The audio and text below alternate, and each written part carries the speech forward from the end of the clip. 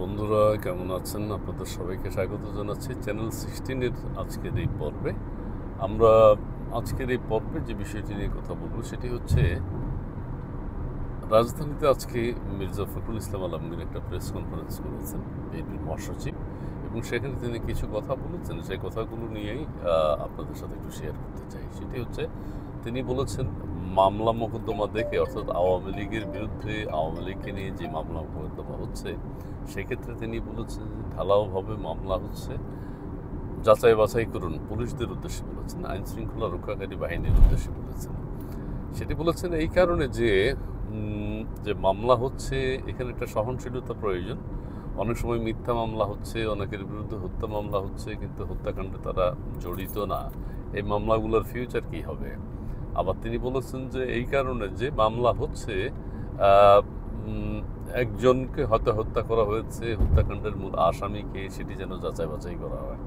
অর্থাৎ মামলা নেয়ার আগে যাচাই বাছাই যেন করা হয়, নাহলে পুলিশ প্রশাসনকে ব্যস্ত থাকতে হবে। সো এখন একটা ক্রান্তিকাল চলছে দেশের, এই সময় আইনশৃঙ্খলা বাহিনীকে সহযোগিতা করাও আমাদের দায়িত্ব, এবং যারা মামলা দিচ্ছেন তারাও যার তার নামে যখন তখন মামলা না দেওয়ার জন্য তিনি অনুরোধ করেছেন। তিনি বলেছেন যে এই সরকারকে আমাদেরকে সহযোগিতা করতে হবে, সরকার যাতে এগিয়ে যায়, সরকার যাতে নিরবচ্ছিন্নভাবে কাজ করতে পারে, সেই বিষয়গুলোর দিকে সবার খেয়াল রাখতে হবে। বিশেষ করে আইন শৃঙ্খলা বাহিনীর কথাটা তিনি উল্লেখ করেছেন। তিনি এমনও বলেছেন যে খাগড়াছড়িতে হয়তো একটা মামলা হয়েছে এবং সেখানে নামে বেনামে অনেককে আসামি করা হয়েছে, এবং সারা বাংলাদেশের আওয়ামী লীগকে মিন করেই উনি বলেছেন সারা বাংলাদেশের আওয়ামী লীগ নেতাকর্মীদেরকে হয়রানি করা হচ্ছে বা গ্রেফতার করা হচ্ছে বা তাদের বিরুদ্ধে মামলা দেওয়া হয়েছে। কিন্তু বিষয়টি আদৌ সত্যি কিনা সেটা আইন শৃঙ্খলা বাহিনী যেন যাচাই করে দেখে।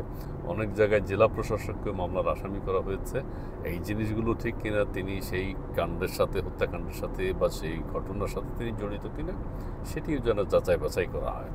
অর্থাৎ এটা রাজনীতির এক ধরনের সুবাতাস মনে হচ্ছে যে আওয়ামী লীগ যে কথাগুলো বলার কথা আওয়ামী লীগ এখন বলতে পারছে না নানান কারণে, সেটা আমরা বুঝতে পারছি, এবং সেই কথাটি এখন আওয়ামী লীগের হয়ে মির্জা ফখরুল ইসলাম আলমগীরই বলেছেন। বিষয়টা এরকম মনে হচ্ছে। অর্থাৎ আওয়ামী লীগের যে নেতাকর্মীদের বিরুদ্ধে ঢালাওভাবে মামলা হচ্ছে, কেন্দ্রীয় নেতাদের বিরুদ্ধে মামলা হচ্ছে, হ্যাঁ, মামলাগুলো তিনি বিনয়ের সাথে অনুরোধ করেছেন আইন শৃঙ্খলা বাহিনীকে যে আদৌ যার বিরুদ্ধে মামলা করা হচ্ছে তিনি জড়িত কিনা সেটি যেন আগেই যাচাই বাছাই করা হয়, এবং অযথা কাউকে যেন হয়রানি না করা হয়, এই বিষয়টির প্রতিও তিনি ইঙ্গিত দিয়েছেন। আমরা দেখছি, দেখা যাক কি হয়। এবং বর্তমানে যে রাজনৈতিক পরিস্থিতি বিরাজ করছে, সজীব ওয়াজেদ জয় বলেছেন বিএনপির সাথে তাদের আন্ডারস্ট্যান্ডিংয়ের প্রয়োজন আছে, এবং মির্জা ফখরুলের এই কথাটা শুনে এখন আবার অনেকেরই মনে হচ্ছে আওয়ামী লীগ বিএনপি হয়তো এক কাতারে নেমে যেতে পারেন।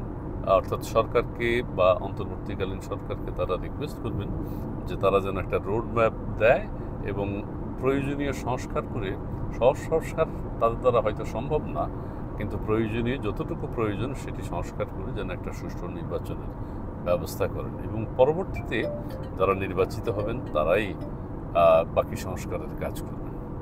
যাই হোক, ধন্যবাদ সবাইকে।